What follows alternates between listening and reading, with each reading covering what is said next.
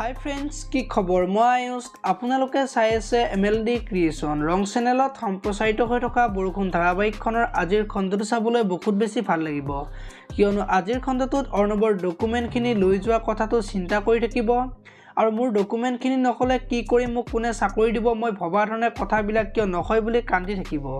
আৰু সেইখিনি সময়তে দেৱযানী আহিব আৰু অৰ্ণৱ দা আপুনি কিয় কান্দি আছে বুলি সুধিব।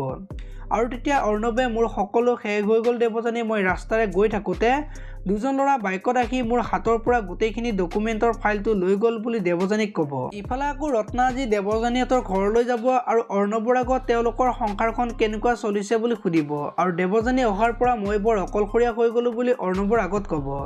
আৰু এতিয়া কিবা কাম বিচাৰি পালানে বুলি অৰ্ণৱক সুধিব। এতিয়াবোৰ অৰ্ণৱে ডকুমেণ্টখিনি বেলেগে নিয়া কথাখিনি ক'বনে, দেখিবলৈ পাব আজিৰ খণ্ডটোত। আনফালে অংশুমানে আজি অৰ্ণৱক বহুতবাৰ ফোন কৰিব আৰু তেতিয়া অৰ্ণৱে ফোনটো ৰিচিভ নকৰাৰ বাবে অংশুমানৰ বহুত বেছি খং উঠা দেখিবলৈ পাব।